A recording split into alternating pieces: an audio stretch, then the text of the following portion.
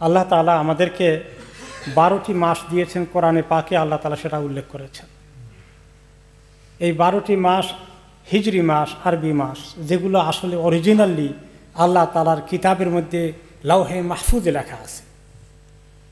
যদিও আজকাল মানুষের ক্যালেন্ডার হয়ে গেছে অন্য কিছু, কিন্তু অরিজিনালি আল্লাহর কাছে দিনকাল এবং সময়, বৎসর, মাস গণনা এসব কিছু কিন্তু আসলে যেটা আরবি মাস, সেটাই অরিজিনালি আল্লাহ তাআলার লাওহে মাহফুজে লেখা।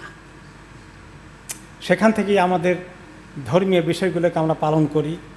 এবং এই মাসগুলোর মধ্যে 12 মাসের মধ্যে 4টি মাস পবিত্র মাস এবং অলঙ্ঘনীয় মাস, আর বাকি 8টা মাস অ্যাজ ইউজুয়াল স্বাভাবিক হিসাবে আমরা নেই। আশহুরুল হরম, 4টি হারাম মাসকে বলেছেন আল্লাহ তাআলা। এর অর্থ হচ্ছে সম্মানের মাস এবং অলঙ্ঘনীয় মাস। এই মাসেগুলোতে কোনো রকমই গুনাহ করা আল্লাহর কাছে অত্যন্ত বেশি অপছন্দনীয়। যদিও আল্লাহ তাআলা সবসময় গুনাহকে অপছন্দ করেন, কিন্তু এই ফজিলতের মাসগুলোর মধ্যে, মর্যাদার মাসগুলোর মধ্যে গুনাহ করলে সেটা আল্লাহর কাছে গুনাহ পরিমাণ অনেক বেশি কঠিন হয়ে যায়। আর এই 4টি মাস হজ উপলক্ষে এসেছে। জিলকাদা, জিলহজ্জা এবং মুহররম, 3টা পাশাপাশি এই 3টি মাসকে আশহুরুল হরমের অন্তর্ভুক্ত। আর এরপরে রজব মাস, আরেকটি হারাম মাস আল্লাহ তাআলা ডিক্লেয়ার করেছেন। এই মোট 4টি, বাকি 8টা এগুলো হচ্ছে স্বাভাবিক মাসের মতোই মর্যাদা। তো আল্লাহ তাআলা 4টি মাসকে কেন এত বেশি মর্যাদা দান করলেন? কোনো সময় আল্লাহ তাআলা কোনো স্থানকে মর্যাদা বেশি দিয়েছেন, কোনো সময়কে মর্যাদা বেশি দিয়েছেন। স্থান হিসাবে আমরা দেখি যে বাইতুল্লাহ, মক্কা, হারাম, এগুলোর মর্যাদা শান অনেক বেশি।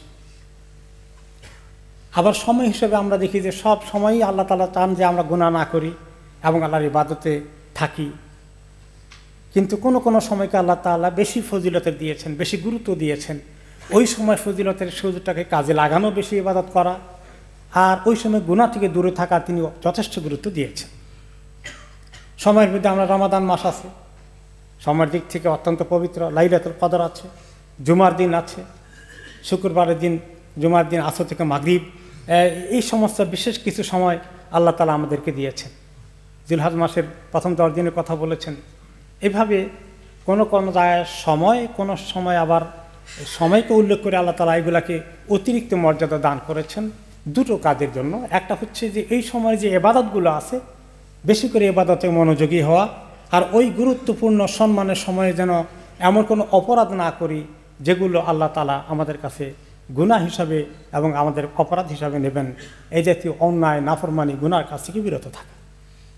আর আল্লাহ তাআলা বলেছেন যে এটা হচ্ছে আল্লাহর পক্ষ থেকে মজবুত দিন এবং ভেরি স্ট্রং দিন, পরিষ্কার দিনের কথাগুলো।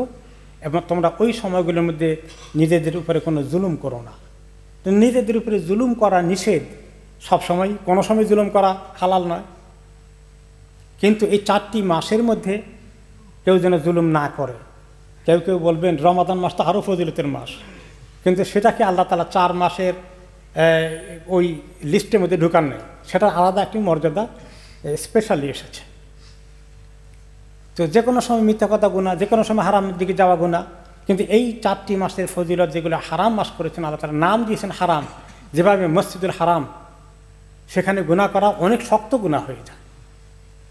এবং কোনো সাহাবী বলেছেন যে আমার যদি মক্কার বাইরে, হারামের বাইরে 70টা গুনাহ করি, সেটাও আমার কাছে অনেকটা ছোট মক্কা শহরে একটি গুনাহ করার তুলনায়। ঠিক তেমনি সময় অনুযায়ীও পবিত্র সময় গুনাহ এবং অন্য সময় গুনাহগুলোর মধ্যে আল্লাহ তাআলা অনেক পার্থক্য রেখেছেন। তিনি বলেছেন এই সময় তোমরা কেউ জুলুম করো না। জুলুম 2 প্রকার। নিজের উপরে জুলুম করি আমরা, আল্লাহুম্মা ইন্নী যালামতু নাফসি যুলমান কাসীরা, রব্বানা যালামনা আনফুসানা। আমরা যখন গুনাহ করি নিজের উপরে জুলুম করি, আর এটাও নিষেধ, তার গুনাহ করা নিষেধ। আরেকটা হলো যে অন্যের উপরে জুলুম করা। আমরা অনেকেই ইচ্ছায় অনিচ্ছায়, মূর্খতার কারণে হোক, নিজেদের নফসের দুর্বলতার কারণে হোক আমরা গুনাহ করি। কিন্তু এই সময়গুলোতে যেন আমরা গুনাহও করি না আর কাউকে আমরা জুলুম করি না। এই সময় কাউকে জুলুম করলে আল্লাহ তাআলার কাছে জুলুমের শাস্তিটা অনেক বেশি হয়ে যাবে আমাদের জন্য। তো আল্লাহ তাআলা এই হারাম মাসগুলো দিয়েছেন। এই হারাম মাসকে যারা সম্মান করে, হারাম বলতে সম্মান, যেমন মসজিদে হারাম বলি আমরা, যে এইভাবে সম্মান করা হয়। সম্মানের অর্থ হচ্ছে এই সময় গুনাহ না করা, আর যে আমলগুলো করার কথা, যে ইবাদতগুলো করার কথা, সেগুলোকে সেই মর্যাদা রক্ষা করা। আল্লাহ তাআলা সূরা হজ্জে বলেছেন, যারা এইভাবে আল্লাহ তাআলার সম্মানের বিষয়গুলোকে তারা সম্মান করে, তাহলে এটা আল্লাহ তাআলার কাছে তার জন্য অনেক ভালো কিছু নিয়ে আসবে। অন্য ওই আরেকটি আয়াতে আল্লাহ তাআলা বলেছেন, যে ব্যক্তি আল্লাহ তাআলার সিম্বলগুলো, আল্লাহ তাআলার এরকম সম্মানিত বিষয়গুলোকে খুব সম্মান করে, সেটি অন্তরের তাকওয়ার থেকে এটা আসে, তার অন্তরে আল্লাহ তাকওয়া দান করবেন। তাহলে যে সময়গুলো পবিত্র, যে জায়গাগুলো পবিত্র, সেই জায়গাগুলোতে আল্লাহ তাআলার ইবাদতে মনোযোগী থাকা, আর সেখানে গুনাহ থেকে বিরত থাকা, আর ঠিক তেমনি ওই সময়গুলোর মধ্যে গুনাহ থেকে বিরত থাকা, এটা আল্লাহ তাআলার কাছে অন্তরের মধ্যে তাকওয়া সৃষ্টিতে আমাদের জন্য সহায়তা করবে। আল্লাহ তাআলা এই যে আমাদের কাছে রজব মাস এনেছেন, যেটি একটি হারাম মাস, সম্মানের মাস এবং অলঙ্ঘনীয় মাস, অর্থাৎ এই মুহূর্তে এই মাসগুলোতে গুনাহ করা ঠিক নয়। এই মাসের মধ্যে, এই মাসের আসলে ফজিলত সম্পর্কে অনেক কথাবার্তা এসেছে, কোরআন হাদিসে যেমন এসেছে। সালফে সালিহিনও বলেছেন যে এই মাসটা রমাদানের আগে প্রস্তুতির জন্য 2 মাস আগে থেকে ওনারা প্রস্তুতি নিতেন। আসলে যদি কোনো কোনো রেওয়াজ আছে 6 মাস থেকে প্রস্তুতি নিতেন, কিন্তু 2 মাস থেকে রজব এবং শাবানকে রমাদানের প্রস্তুতি হিসাবে ওনারা ব্যবহার করতেন। এই জন্য আবু বকর আল-রাহ আল-বালখি রাহমাহুল্লাহ বলেন যে রজব মাস হচ্ছে চাষ করার মাস, চারা লাগানোর মাস। শাবান মাস হচ্ছে এই পানি দিয়ে ঢেলে ঢেলে এই মাসকে বড় করার মাস। আর রমাদান হচ্ছে যে এই যে চাষ করলাম, চারা লাগালাম, বড় করলাম, এখন ফুলে ফলে সুশোভিত হবে রমাদান। রমাদান হচ্ছে ফসল তোলার মাস। তাহলে কেউ যদি শুধুমাত্র রমাদানে ফসল তুলতে চায়, তাহলে রজব আর শাবান এসে এগুলোর প্রস্তুতি কিছুই করেনি, তাহলে কি সে ভালো ফসল পাবে?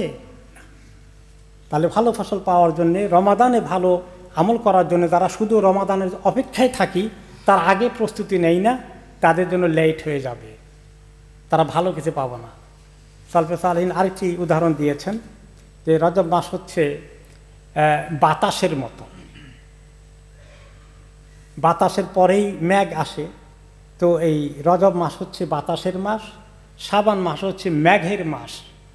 মেঘ একদম বৃষ্টির জন্য রেডি হয়ে যাচ্ছে, আর রমাদান মাস হচ্ছে বৃষ্টি নাজিল হওয়ার মাস। তো বৃষ্টি নাজিল হওয়ার আগে প্রস্তুতিগুলো হতে থাকে। তেমনি যারা বৃষ্টির মতো এই রহমত পেতে চায় রমাদানে, তাদেরকে এর 2 মাস আগে ওই প্রস্তুতিগুলো নিতে হবে। আরেকটি এক্সাম্পল এসেছে যে বৎসরটাকে ধরিয়ে আমরা, এটা হচ্ছে একটি গাছ, একটি বৃক্ষ। প্রথমে এই গাছটা যখন রোপণ করেন, প্রথমে গাছটা কি হয়ে যায় যে এর মধ্যে পাতা আসে আগে, ডাল আসার আগে পাতা আসে। দুইটা কুড়ি নিয়ে 2 পাতা নিয়ে উঠলো, আস্তে আস্তে কয়েকটা পাতা হলো, তারপরে আস্তে আস্তে এরপরে গিয়ে এর মধ্যে আসে শাখা প্রশাখা। তাহলে তিনি বলেছেন রজব হচ্ছে গাছ লাগানোর পরে যে পাতা আসে পাতা, আর শাবান হচ্ছে শাখা প্রশাখা, ডালগুলো যখন ছড়িয়ে পড়ে, আর রমাদান হচ্ছে ফলগুলো এসে ফসলটা রেডি হয়ে তখন এগুলাকে জোগাড় করা, এগুলোকে গ্রহণ করা, এগুলোকে নিয়ে আসা, এই ফসল কাটার মাস, ফল পাওয়ার মাস। তো যারা এই 2 মাস আগে থেকে প্রস্তুতি নেবে, তাদের কিসমতে এই রমাদানের নিয়ামত আল্লাহ তাআলা ঢেলে দেবেন। আর যারা দেরি করবেন যে শুধু রমাদান কোন দিন আসলে সেদিন থেকে শুধুমাত্র আল্লাহমুখী হয়ে গেলাম, তাহলে আমরা লেট করে ফেলব। এই রজব মাসে আরেকটি আমল আমাদের সমাজে বেশ আছে, শবে মেরাজ। খুব জোরে সোরে অপেক্ষা থেকে 27শে রজব। এছাড়া হাদিসের মধ্যে কোনো নিশ্চিত হওয়া যায় নেই কোন তারিখে ওনার মেরাজ হয়েছিল, অথচ আমাদের সমাজে মুখস্থ করে রেখেছে 27শে রজব। এই জন্য সরকারি ছুটিও আছে। এবং সরকারি ছুটি পাইলে লোকেরা মনে করে এর চেয়ে বড় দলিলের আর দরকার আছে নাকি, সরকারি ছুটি দেওয়া দলিল হয়ে গেছে। তা আমাদের দেশে তো আসলে অনেক আগে থেকে ইসলামের বিভিন্ন প্র্যাকটিসগুলো অনেক দুর্বল তরিকায় হয়েছে। সমস্ত মুহাদ্দিসিনরা বহু ডেট বলেছেন, কেউ একমত হতে পারেন নাই যে কোন তারিখে আসলে মেরাজ হয়েছিল। মেরাজ হয়েছে এটা ঠিক, কিন্তু কোন মাসের কোন তারিখে এটা সাহাবীরা কেউ মুখস্থ করে বলতে পারেন না। তো আমরা কেমনি শিখলাম 27 রজব মুখস্থ করে ফেললাম। তো আমরা এখন সেটা না করে এবং ওই আনুষ্ঠানিকতার দিকে না গিয়ে আমাদের সামনে যে এই রজব মাসের আমলের খবর এসেছে, আল্লাহ তাআলা যেন আমাদেরকে আমল করার জন্য তৌফিক দান করেন। বারাকাল্লাহু ফিকুম।